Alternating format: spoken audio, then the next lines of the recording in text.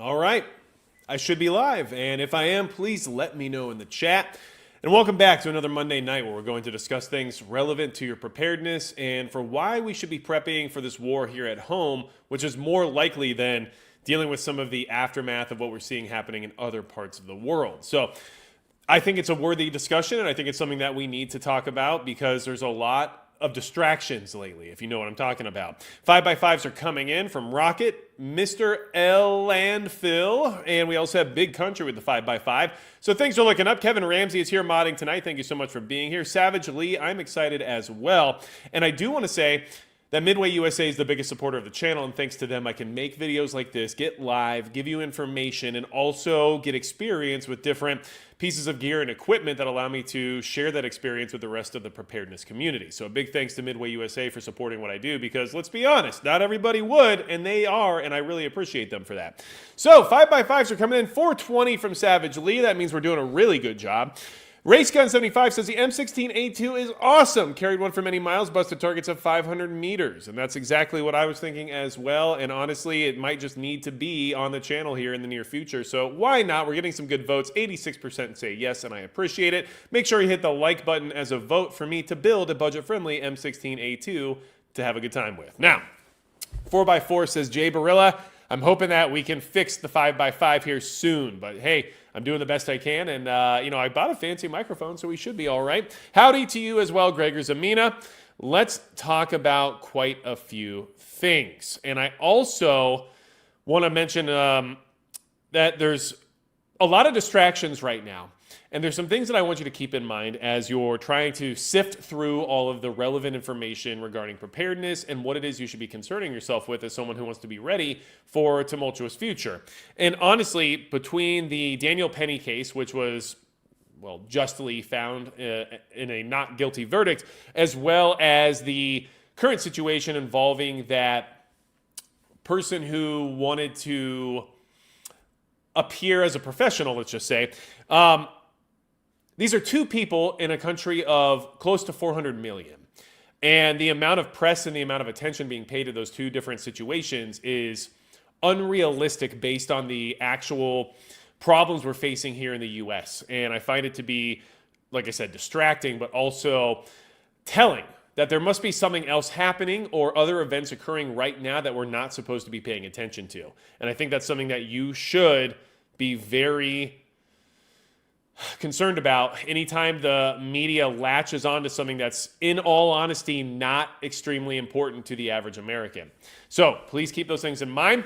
The lot of drones here in New Jersey, we should discuss this too, says J.R. Barilla, and I saw other people talking about that earlier. And what I'll say about that before we get started into the main topic of tonight, especially regarding prepping for war here at home, because large unidentified drones flying around in the sky is concerning, especially for people like ourselves who happen to, be skeptical of the official story.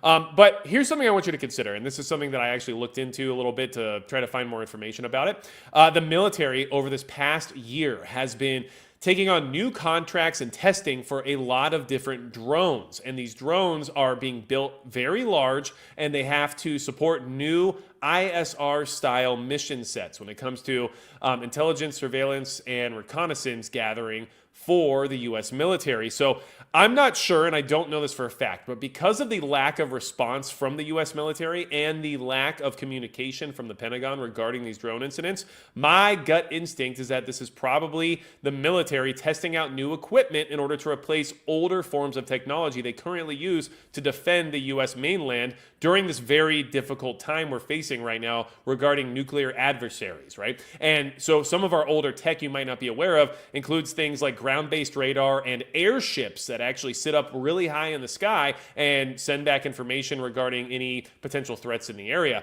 And these drones are obviously more efficient and have a lot more capability and versatility than something like an airship. And because of new technology, they're able to stay up longer and longer in the sky and provide additional information and data. So that is my assumption, because otherwise I think that we would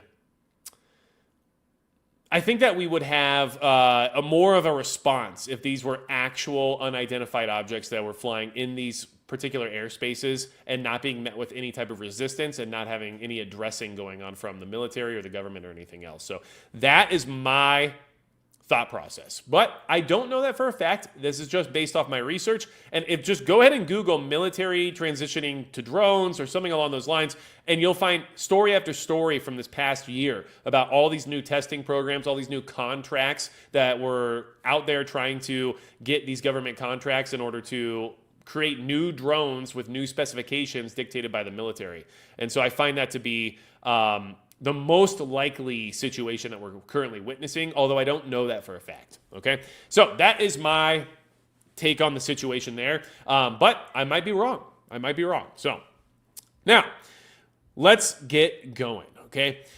The war that you should be prepping for here at home, the most likely war type scenario that we're going to face here in the U.S., and this is my opinion, but also based on the current trajectory we're on and the threat level that we currently exist in, okay? Now, I don't think it's a secret that where we're heading regarding this next administration and regarding the stirring of the hornet's nest, let's just say, is going to put us in the crosshairs of criminal organizations. And I've talked about this ad nauseum for quite some time, but we're going to keep talking about it because it is the actual threat that we are most likely to face here at home, especially regarding, a small arms exchange between organized groups, all right? So let's talk about how sheriffs, hardliners, and militias are preparing for Trump's return, regarding the southern border and the cartel threat and everything else revolving around that. And then we will go through, and I'm going to tell you about all of the, well, let's just say risks involved. We're going to talk about the technology being currently employed. We're going to talk about people being arrested and found within the country currently, as well as within certain organizations that have me very concerned about why these people are embedding themselves into these different parts of our national defense. And we're going to talk about the fact that there are new strategies being implemented against the Tren de Aragua gang from Venezuela that also will likely cause disruption. But this is where we're going to start, okay? The sheriffs, hardliners, and militias preparing for Trump's return. This is a story from December 3rd. Shortly after news broke of the appointment, Sheriff Brad Coe texted his friend Tom Homan. Homan had just been named the border czar for the incoming Trump administration, and Coe, the sheriff in Kinney County, Texas, wanted his fellow Border Patrol alum to know he is ready to support the president-elect's efforts. Specifically, Coe tells Inkstick that he is reaching out to sheriffs across Texas and Oklahoma and compiling a list of those who might be interested in the 287G program. Through this initiative, sheriffs can partner with Immigration and Customs Enforcement to enforce immigration laws and detain and interrogate people they suspect are not legal citizens of the U.S. Once he shares this list with Homan, Coe says they can get the train rocking and rolling. Now, let's keep going because that's just kind of an introduction to let you know that this is what sheriffs in Texas and Oklahoma are starting to organize. Now, let's talk about militias, which are actively involved at the border right now and compromised of civilians or prepared citizens who are concerned with the security of their state or their nation. And this is why this war is the most likely one to personally experience here stateside, in my opinion. Right before he broke his leg, militia leader Samuel Hall was tracking a man through his night vision goggles. The figure had just crossed a river in Eagle Pass, Texas, roughly an hour from the Mexican border, and Hall thought the man had 2 small children with him. He started to make his way down a cliff, but he fell. The resulting injury required surgery, sidelining him for 13 weeks. Hall, however, isn't complaining. He was trying to do exactly what he and his militia, Patriots for America, set out to do. Our number one goal is to identify children that are being trafficked by the cartel for nefarious purposes, such as organ harvesting, sex trafficking, labor, etc. Hall tells Inkstick we're there to support law enforcement and deter illegal immigration. By definition, a militia is an armed group staffed by the citizenry. I think we all know how that works, okay? It's unclear how many militia groups exist as of now, but some estimates put the number in the hundreds. Further, many of these groups share Hall's focus on children, often filing Facebook and other social media platforms with photos and videos of child migrants. Attorneys and researchers argue that unreliable or unclear immigration data arguably makes these groups more influential. According to data recently released by the Department of Homeland Security, which oversees ICE, more than 400,000 non-citizens with criminal convictions are on ICE's non-detained docket. That's a lot, including 13,000 people convicted of homicide. So there's 13,000 murderers in the country right now who are on ICE's non-detained docket. Keep that in mind, okay? However, the department pointed out that this data set includes people who are under the jurisdiction or currently incarcerated by federal, state, or local law enforcement partners. At the same time, reliable human trafficking data, especially data sorted by country, is near impossible to come by. And that's why they do it, because it's hard to track, and they know that, okay?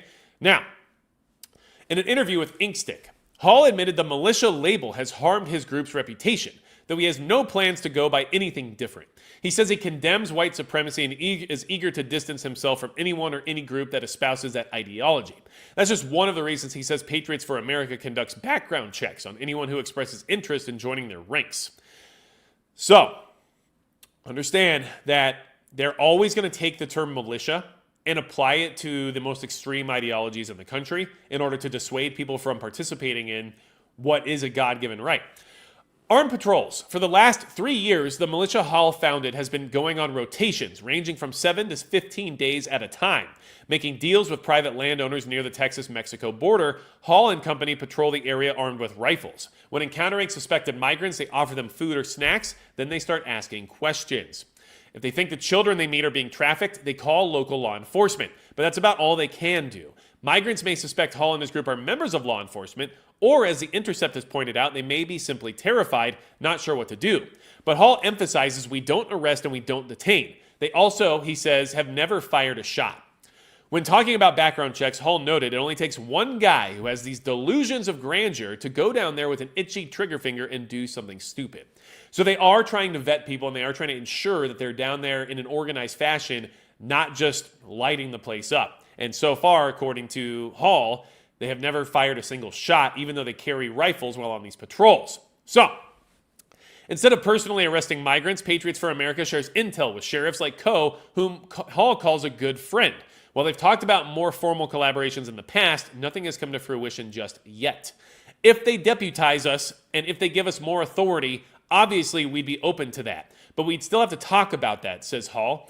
We do operate more freely as a constitutional militia, whereas if we were deputized, we'd be under the authority of a sheriff or whomever. Whereas right now, we do what we want when we want.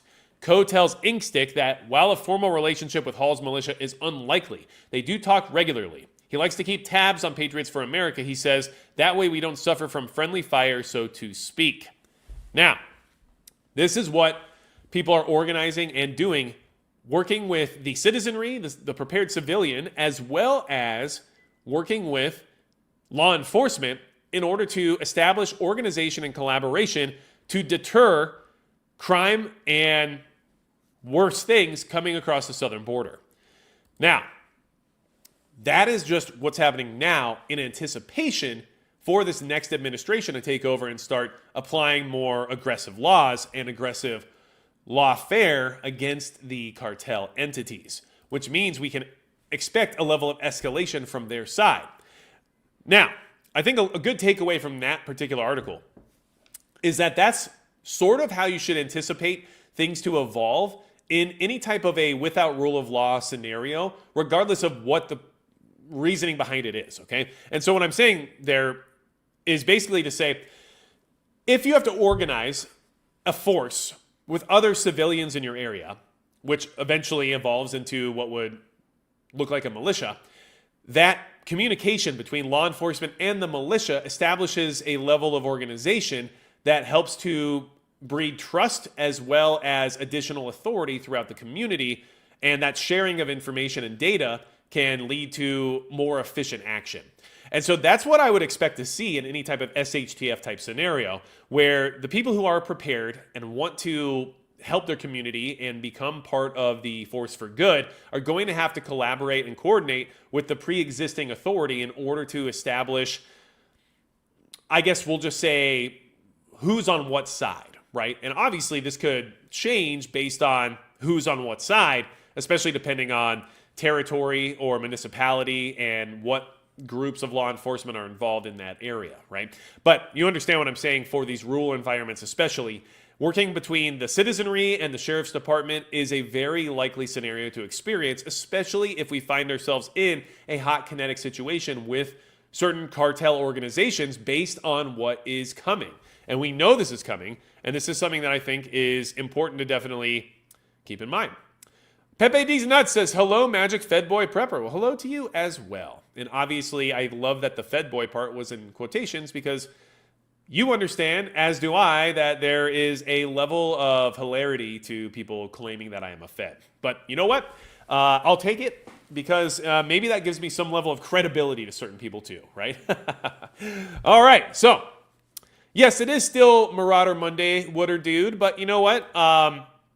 The world has evolved since Marauder Monday began, and things needed to be organized in a different fashion in order to give people better information. So we can't just focus on marauders, but we are still prepared for them. Now, Corey Gardner, hello from Minot, North Dakota. Well, hello to you as well. Let's keep going.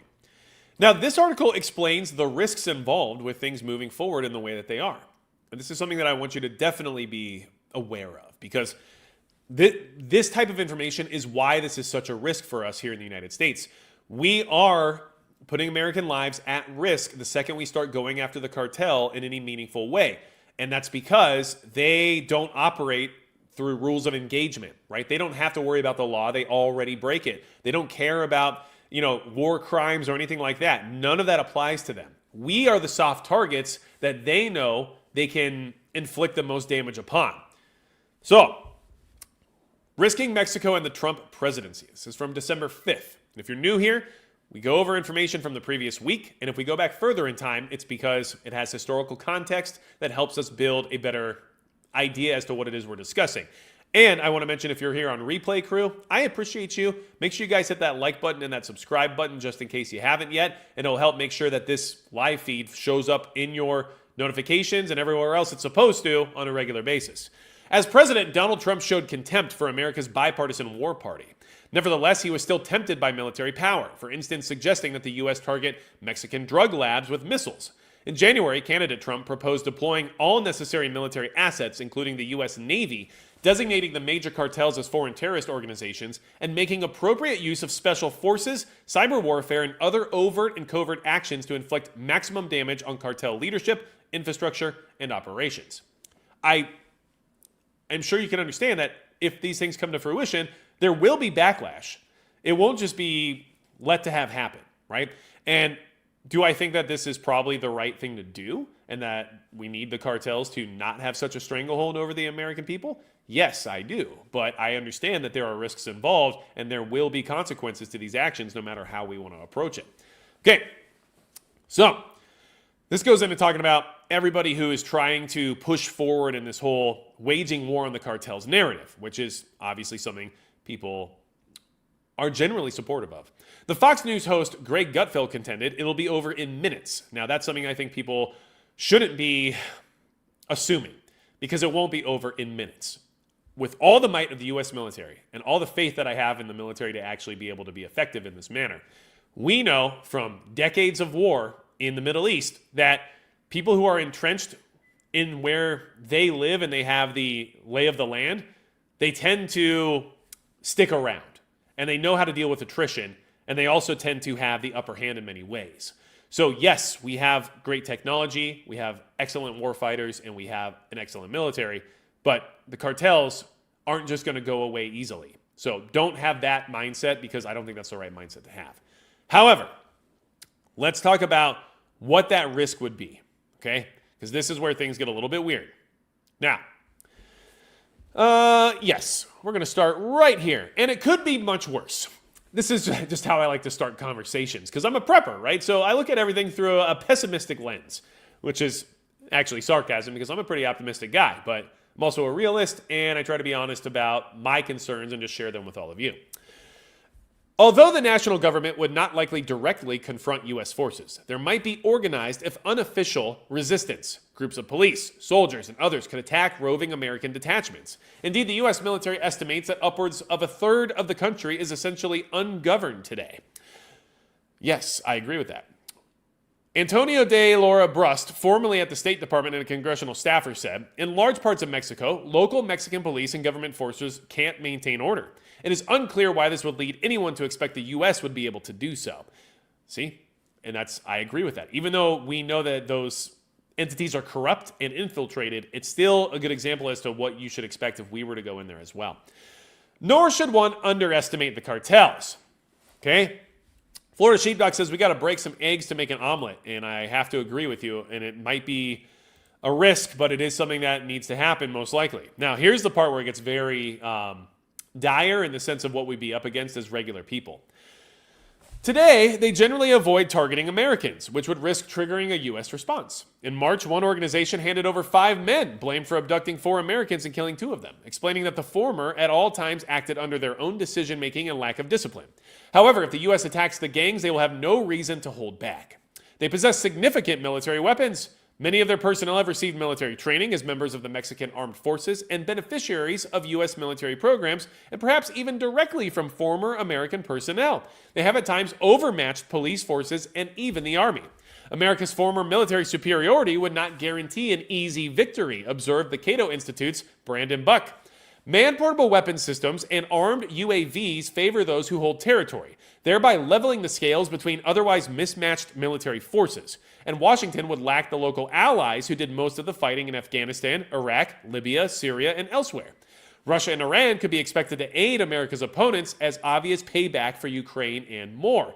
And we also know that China works directly with the cartels already, funding much of their business regarding fentanyl, providing them with the material support in order to create it and distribute it. And yes, I believe Russia would easily get involved, and Iran would easily get involved, because Russia has already said that since we are arming Ukraine, they are more than willing to arm our enemies as well, because, well, it's only fair. And if the cartels start to wage war against the United States, and it wouldn't be a traditional war, it would look like crimes on the mainstream media, but it would in fact be a war. Well, I would expect Russia and Iran to say, sure, here's some Shahed drones, right? Sure, here's some weapons for small arms that you might need, here's some vehicles. It's definitely not off the table. Perhaps worse, with roughly $2 trillion in commerce, 1.6 million Americans living in Mexico, and extensive personal ties between Mexicans and Americans, there would be ample soft targets for cartel retaliation. The conflict might wreck an already fragile Mexican state with potentially catastrophic consequences. The global war on terrorism caused extraordinary destruction, chaos, and death, from which the U.S. remained largely immune. In contrast, Mexico is next door. Barn Dollar observed, any unilateral U.S. military action in Mexico would risk the collapse of a neighboring country of 130 million people. It could unleash civil war and a humanitarian crisis that would dwarf those in Iraq and Syria. This carnage would not be confined to Mexico. Some of America's largest and wealthiest cities are a few hours' drive from the border. Imagine a human tsunami racing toward the border. And that's exactly correct, in my opinion. It would be a refugee crisis, just like what we see anytime there's war erupting anywhere else, except for it'd be right on our border instead of, over in Egypt or over in Iraq or over in, the Saudi Arabia or any of these other countries. It would be here. So, this is where things get a little crazy, because I do believe that there would be retaliation, and I do know that they have the equipment, the capabilities, and the training in order to be effective with said retaliation. And that most police forces here in the country would be completely overwhelmed quickly. And I'm talking about quickly with a team of 10 well-trained cartel members could take on a police force of 50 easily if they have the upper hand and the element of surprise. These people have all of the weaponry, all of the technology, all of the funding. And in case you don't know this, 70% of our nation's police departments have 50 or less police officers because of how much of the country is rural. And the cartels know this. That's why they operate on tribal land, because, well, it's immune to a lot of federal jurisdiction, but also because there's almost no law enforcement presence at all. And the little bit that there isn't going to put up any kind of fight against the well-organized, well-funded, and well-armed cartel. So they're already in all the rural environments. And they know for a fact right now that the police in those areas have really nothing they could do about it. So that's going to fall on the prepared citizenry to offer that additional support if that time ever comes. And are you prepared to offer that support? Because I don't even have the equipment that the cartel has, right? Like, they have so much more than us. They are their own paramilitary. I have, some rifles. I have, some night vision equipment, some thermal stuff. Great. That pretty much means nothing compared to what they have. And it's going to take quite a response in order to maintain any sort of order within your community. And you're going to need to, because these people are atrocious. Don't cartels use drones a lot? Says law of the minimum. Well, let's go ahead and talk about stuff that cartels use a lot, including drones. But hey, like mines, right? Brutal cartels go high-tech with supercomputers, weaponized drones, and GTA 5 guns. So first off, GTA 6, still kind of waiting on that. Second off, GTA 5 guns. I don't know who does this writing, but that's ridiculous to say, but that's what they said. Regardless, this is all true, and this is something I want you to be aware of, because these are the capabilities that these cartels have right now and are using right now. I don't have this. You don't have this. We are outgunned and out-organized. So it's going to take a lot of effort, which is why I wanted to talk about that militia working with their local law enforcement in the beginning of this video, because that might be the only way to remedy some of these issues, depending on how bad things get in your area. And look, the northern border is completely unsecured. More known or suspected terrorists are apprehended at the northern border than the southern border. And in fact, this year alone, I think it's like 4,000 have been apprehended. So you should think about that, because just because you're not in Arizona doesn't mean you're immune to this. And I think we know that based on states like Colorado, Tennessee, and all these other states that are dealing with these criminals at this point in time. So I just want you to really consider that, okay? Now, you see this right here, this photo? This is a submarine. Do you have a submarine? I don't have a submarine. This is one of many that they have, okay? This is a terrifying rise in grim tech deployed by the cartels, ranging from monster GTA 5 guns, like I said, I didn't write it, and narco subs to weaponized drones. Last week, the discovery of 6 narco subs filled with cocaine and other drugs en route to Australia from Colombia rumbled an operation thought to be linked to cartels. Altogether, more than 1,400 tons of illicit drugs, including 225 tons of cocaine and 128 tons of marijuana, were found on the subs. And I didn't know Charlie Sheen moved to Australia, but now we know. The massive seizure highlighted the level of tech gang members appeared to be using at the moment. Superpowered narco subs capable of a 10,000-mile-plus journey. I mean, that is military equipment. Like, this is not just some gang, right? Back in the early 1990s, the Cali cartel had $1 million IBM AS400 supercomputer that it was using to further its criminal activities, cartel expert Dr. Robert Bunker told the Daily Star. Here's the photo from tonight's thumbnail. This is a drone gun. This is a gun that uses electro impulses to disable drones. They have that. I don't have that. Drone warfare is 100% the future and being used constantly in the conflicts we're witnessing right now around the world. Whether or not you're in the Middle East, whether or not you're in Eastern Europe, drones are on the menu in a major way. The cartels know this. They also know that drones are used by law enforcement to track them and to surveil them and to engage them. And so they have the money, so they have drone guns. I don't have a drone gun. The best I have is a shotgun. In fact, most of the Russian military, as well as the Ukrainian military, seems to mostly have shotguns with a few of the actual electronic drone weaponry items stashed away here or there. But 12 gauge seems to be the best option for most of the average infantrymen. But not for the cartel. Because why not just have a drone gun? So I just wanted to point this out, because they have this. Even your drones won't be effective against this if this becomes a real issue, which I honestly believe it will. Okay? So, the cartels, first the Colombian ones and later the Mexican ones, have been utilizing advanced technology for 3 decades now. The development of trans-Pacific narco subs, the use of RF jammers and weaponized drones, and now their experimentation and use of AI systems can be considered part of this ongoing process. Dr. Bunker noted how the tens of billions of dollars in profits the cartels make from their criminal operations allow them to afford some of the best and most advanced technology money can buy.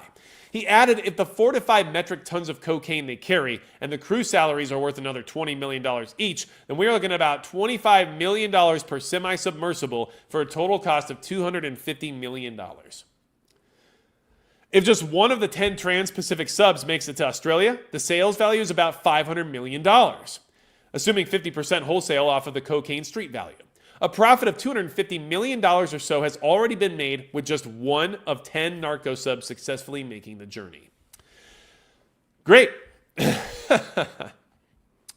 Earlier in 2024, it emerged members of the Jalisco New Generation Cartel had dropped chemical agents from drones in Coyahuana, a municipality in the state of Michoacan.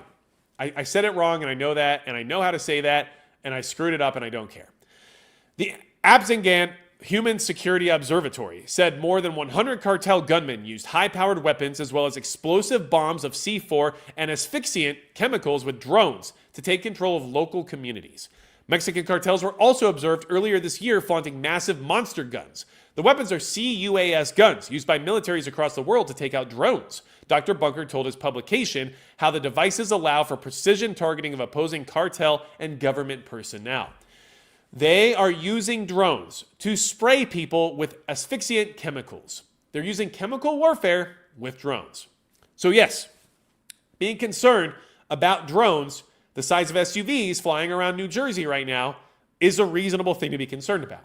My theory on it being military-related hardware that's in testing right now in order to gain contracts, right, is based on research and based on timing of certain news articles and certain military reports that have been put out regarding the new acquisition of new drone technology.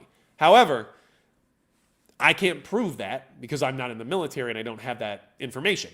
But what I can say is that if one of these drones is operated by the cartel and all the rest are operated by the military, you and I won't know the difference. And that drone might be just carrying a payload of chemical weapons. And if we go to war with the cartels and we're actually in a kinetic conflict with them directly using the military, well, Russia and Iran may arm them or provide them material support. And that might lead to them acquiring certain types of weaponry that could be dispersed using drones. So these are real concerns, and this is where they are right now in their technological capabilities, as well as in their militaristic adoption of how they organize. This is the real war we're going to face here in the U.S. Look, if Red Dawn happens, so be it, but an extremely unlikely scenario. However, criminal organizations that we're targeting directly and hurting their bottom line will have motive to react and to hurt us where it counts. And for Americans, that's going to be small towns, small communities, places where there isn't as much of a police force or people who are, let's just say, more resistant to corruption. Now, what do I mean by that? Because you would assume that like major cities or metropolitan police entities would have a higher propensity towards corruption. But in small towns where you have a police force of, let's say, 5 or 6 people, right? The cartel comes in a nonviolent way, right? They walk in, they say, hey, I'm hoping I could speak to the chief of police, right? So they have a meeting, sure, because small town, they're, sure, I'll talk to you. Great, okay, I'm with this cartel. If you interfere with what we're trying to accomplish, we will get rid of you and your families, and we know everyone who's on your force. We know where you live. We know your addresses. We know what school your kids go to. We know where your immediate and your extended families all live. And if you interfere with what we're doing here, we will remove all of you and replace you with people who will be compliant. And how many small-town police forces are going to take that risk rather than just looking the other way because, well, as long as you guys aren't actively, kinetically engaging civilians on the street, and you're only worried about trafficking drugs and things that are happening under the radar, maybe that's not worth the risk of my entire family being removed from the face of the earth, right? So these are things you want to consider. Rex Oedipus, can you look directly at me while claiming it? Well, I don't know where you are, Rex Oedipus, because we're on a computer, and you might be on a phone or a computer or in the bathroom, and I don't really want to look at you while you're in the bathroom. Now, I also look at you at this angle for a couple of reasons. One, it's so that I can look between news articles and look back to the chat, and also look into other things that I'm trying to research while having this conversation, but also because I have weird eyes, and if I look directly at you, you won't want to look at me because my eyes will be strange looking because I use one eye at a time. And if I use both eyes at the same time, it won't look like I am. So that's actually the truth, and that's something that I wanted to make you aware of. The reason I sit off to the side in my other main videos and long-form videos I put on the channel is because it gives me a space in order to showcase things while also showing articles or still images of other things that are relevant to the discussion, but also so that my eyes look like they're actually looking at the camera and keeps people from theorizing about me being a lizard person. So that's why, and now you know. So, Bees Nuts, hey buddy, I don't think I am ready for the upcoming chaos, which is why I watch your channel. Keep up the great work. Well, I appreciate that, and I don't think any of us are actually ready either, to be honest.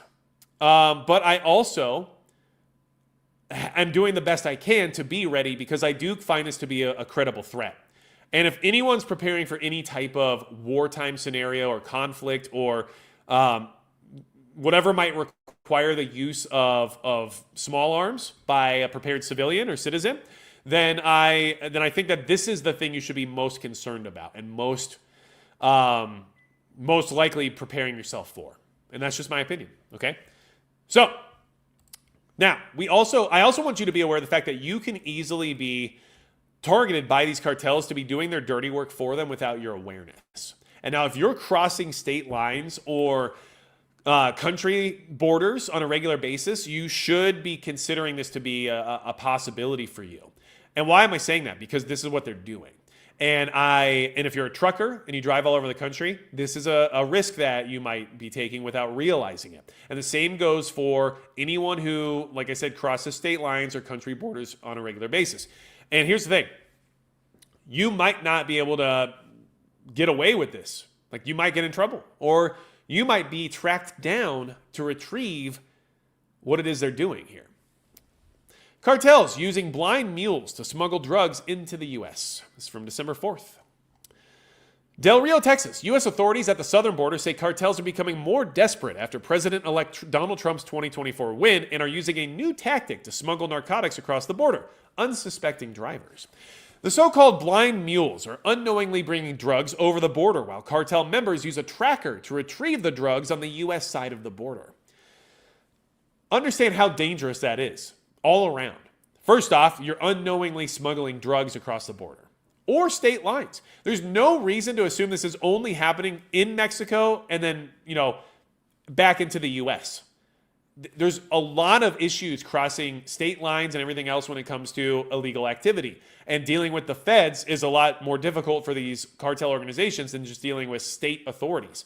So if they can get you to commit the federal crime, it's a lot easier for them to deal with, right? So this tells me this is happening in more places than just in Mexico coming into the U.S. This is happening in Canada coming into the U.S. This is happening in California going to New York. It's happening all over. And I really want you to consider this because not only does this put you at risk of breaking the law unknowingly, but it also means that the cartel is specifically tracking you to wherever you go, and they need to come retrieve their product when it's time to retrieve it, which means if you're parking at your home, they're coming to your house to get the stuff back that they put on your vehicle that you didn't know about. And imagine how quickly that can go wrong, right? And now they know where you live in case there is any resistance or anything else that happens in between. Not to mention, what if something gets lost? What if something disappears in transit, but the tracker remains? Now they're at your house wondering where the product is, and the tracker's still there, but the $100,000 worth of cocaine isn't. So what'd you do with it, right? Like, this is a very big risk that you should be considering if you do a lot of driving, okay? U.S. Custom and Border Patrol San Diego sector is reporting that smugglers are attaching magnets and GPS trackers to vehicles to stash their drugs. Authorities tell News Nation that smugglers follow the trackers in order to retrieve the drugs later. Think of it as any other business, said former Homeland Security agent Victor Avila. You have your product that you have to get out. And if you don't get out that product, you don't get paid. And so they will resort to whatever it is that they have to resort to move that product. So I thought that was something worth discussing and worth considering based on the fact that if it's happening there, it's happening everywhere else they do business. And they do business in all 50 states. Now, something else I want to talk about here. And just so you guys know, and just trying to be reasonable here, okay? Rex Oedipus, I wasn't trying to be rude or anything like that. I just wanted to make sure to explain that to you, to literally tell you, right? And yes, I am a lizard, Water the Tree 76. To be fair, I am adopted, and I don't know my birth parents. So it's possible that I have weird DNA I know nothing about. Now, the other thing to keep in mind there is that, no, I've never done 23andMe or Ancestry.com or any of that stuff because I'm skeptical and weirded out by it. And I don't want to be in China's DNA database so they can make a disease that's particular for me. Anyway, let's see here. This sounds like the movie Mule and No Country for Old Men. Fair enough. And Rex Oedipus, that's okay. You can be as weird as you want or as rude as you want. But you're also starting your name off with Rex, which tells me a lot about you. Let's go ahead and move forward. So the cartels are also inside of the military. And this is something else that you should consider. They have already infiltrated our military. And if they're in our military, what will happen if our military begins to be used against them? Why are they using this tactic? Because it's what they've done in Mexico in order to, well, have more power and have the ability to get a heads up in case of military action being used against them and possibly, obviously, use the military for their own purposes. This happens all the time in Mexico. It's kind of how things work there. Mexican police and the Mexican military are either working for the government or the cartel or both. And that's just how it is down there. And so they're going to employ the same tactics here if possible. It sounds like they're doing a pretty good job of it currently. 3 U.S. Army soldiers arrested on human smuggling charges along the border with Mexico. 3 U.S. Army soldiers at Fort Cavazos, Texas, have been arrested on human smuggling charges, U.S. Attorney Jaime Esparraza for the Western District of Texas said Thursday. Soldiers Emilio Mendoza Lopez, Angel Palma, and Enrique Jauregui? That one I don't know how to say. Jauregui is what I'm going to say.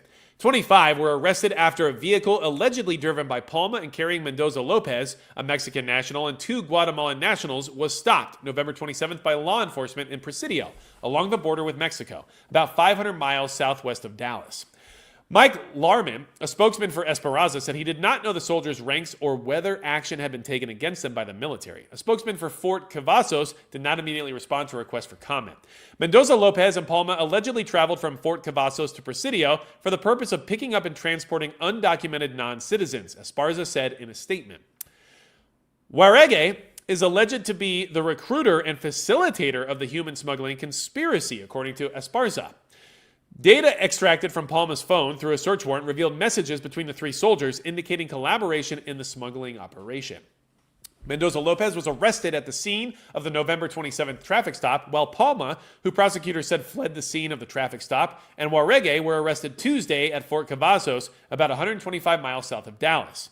Mendoza Lopez's attorney, Shane Kreisman, said he is awaiting more information, known as discovery, from prosecutors on the charge. So, 3 Army soldiers arrested for human smuggling. They're not doing it for their own benefit. They're not doing it because they heard it was a good time, right? They're working for a criminal organization and getting paid to do it. That's all there is to it. And that means that they have members of the military on their payroll active in the Army right now, which also means they have people they can leverage and blackmail and get information from if things go south. So these are things that are just are just happening. I mean, this is legitimately happening right now. So I think there's reason to be concerned about the fact that if we do start using our military against the cartels, that there are people within it that need to be weeded out. There needs to be investigations to ensure that there's nobody inside that's going to create a dangerous situation for our soldiers, right? Now, let's see here. Knight who says, Nee, may I suggest you explore HEMO, which is medieval European fighting styles and melee weapons for the long-term no-ammo SHTF age to come. I do 14th century German longsword and dagger. I mean, that's cool, and I think it's cool. I don't know if that's something I'm going to necessarily want to invest time in, but I am going to consider it because I still think it's cool, all right? So I appreciate that idea. Now, let's see here. Trying to keep moving, and let's see. Kevin Ramsey, I appreciate you. You're always in the chat making it happen. Big Chase, I just built an M16A1 clone and I love it. Do it, okay? Now here's the thing. I've been considering, and we're going to get back on topic here in just a second, and there is something I want to talk to you about because 17 people were indicted in Tennessee working with the cartel. So this is not like there is, only a couple people here and there doing this or that. Like this is all over the place. But I will say real quick that one of the main reasonings I'm looking at doing a M16A2 build is because I want to build a budget AR, likely from a budget company that you guys might know. And I want to give it a good chance of working and being reliable and providing a good shooting experience without any of the unnecessary things involved. So by taking out a lot of the guesswork and as well as a lot of the, let's just say, failure points that you usually find on other formats of AR-15 style rifles, I'm hoping to give a budget rifle the best opportunity I can to perform well, reliably function, and not need to worry about suppressing it or dealing with the gas system or trying to tune anything or anything along those lines, right?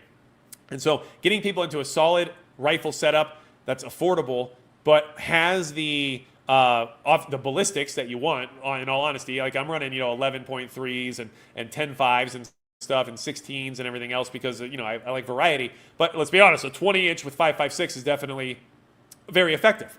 And if it can run good and it has all those things working for it, then I'd love to be able to make that recommendation, right? So these are things that I'm trying to do, and I will tell you guys right now, especially when it comes to 2025. A large goal of mine in 2025 is going to be to kind of focus more on like more budget-friendly gear and equipment and more budget options, but not necessarily things that are designed to be budget, but things that are, let's just say, affordable that aren't necessarily meant for the role that I'm going to put them in. Okay, so that's something I'm going to be working on, and I am going to be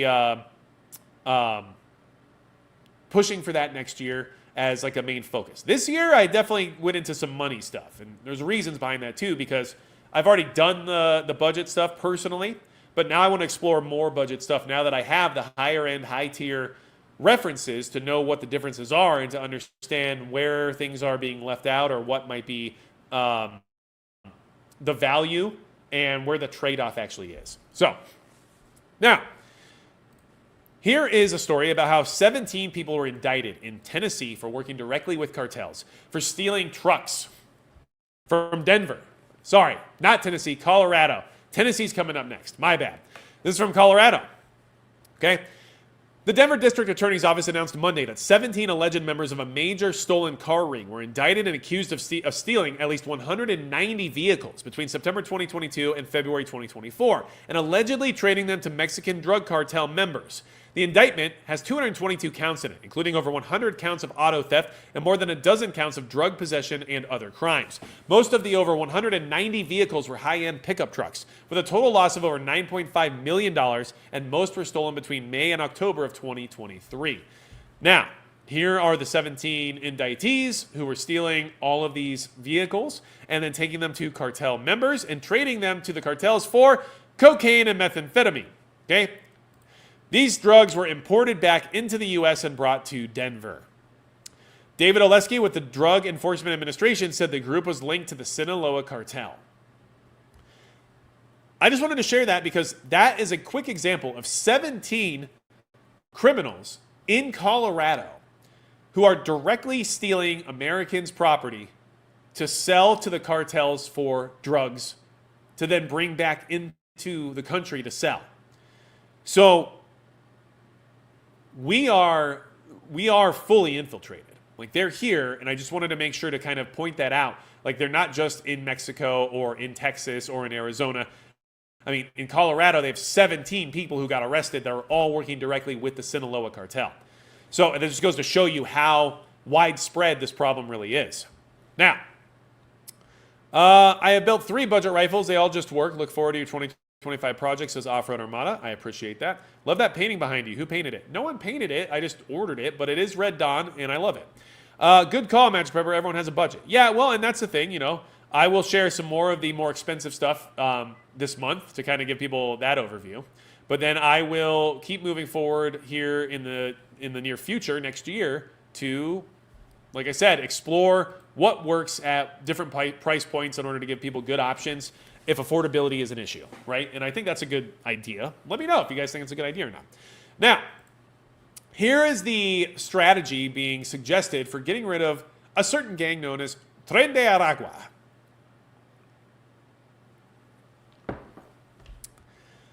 Which is a violent criminal organization from Venezuela, in case you aren't aware of them. Okay. Heritage Report offers roadmap to defeat Tren de Aragua, the mega gang taking over U.S. cities, which has just been found in Tennessee, and one of their, let's just say, high-ranking officials was just arrested in Tennessee. So that should tell you some things. But here, okay, this is what they're considering. Okay. According to the report's author, Joseph Humeyer, the threat America faces from Tren de Aragua is much worse than most people think. Titled Derailing the Tren de Aragua, the report offers U.S. leaders a starting point to understand that violent criminal organization that it says was owned and perfected inside Venezuelan prison walls and then exported through the Western Hemisphere. Humeyer told Fox News Digital that he hopes the report will give the incoming Trump administration a starting point on how to respond to and dismantle the TDA before it can continue to grow more roots within U.S. borders. The TDA is unique among criminal organizations because it has an ideology associated with it, Humeyer said in the report. Now that the TDA is already present in America, to fix this, a proper understanding of TDA is necessary to detect their motives, tactics, and overall strategy of organized crime. Okay? This explains where they came from. Now, let's see here. Rather than working to detect and deter criminals and terror, Humeyer said that key aspects of the Venezuelan government help facilitate TDA's operations, not only within Venezuela, but throughout the Western Hemisphere. Yes, they are state-affiliated when it comes to Venezuela, which obviously is a direct ally of Iran and Russia, which means that this gang can easily be utilized by our adversaries to create chaos. Okay? With the backing of the Venezuelan government, he said TDA has an intentional invasion ideology that is bent on achieving territorial control of neighborhoods and regions in a matter of weeks, rather than the years-long process taken by most gangs and transnational criminal organizations. Not good. Okay? Now, how to derail it. In the first 100 days of his new administration, Humeyer said Trump should follow the example set by Texas's efforts to root out the gang by delivering on his promise to launch an Operation Aurora to take a whole-of-government approach that uses federal resources within the Border Patrol, immigration, and customs enforcement, and the military to complement state-led law enforcement efforts, as well as partner with Latin American allies to hit TDA from every angle. It is believed that the main TDA leaders have not yet arrived in America, meaning time is of the essence to take preventative measures, says the report. Humeyer said that Trump Department of Homeland Security should immediately label TDA a transnational terror group and mark Venezuelan migrants as special interest aliens. This designation would reverse the Biden administration's policy of waiving in Venezuelan migrants and instead allow U.S. immigration officials to more properly vet Venezuelan migrants. Though this may sound controversial, Humeyer said it's something that would not only better protect American citizens in the interior, but also legitimize asylum seekers fleeing Venezuela. So, this is what they're asking the new administration to do in order to derail the Tren de Aragua. Now, Silent Guard. MP can't be fed because his eye I would rather him on my side than 90% watching. MP, I have sent you a prepper list you should share via your website. Thank you, Silent Guard. Well, I appreciate that, and I'll see about doing that. However, I will tell you, and I'm just trying to be completely honest here, if I was to share everything that I was given on my website every time it was requested of me, I would not have anything on my website that is for my website.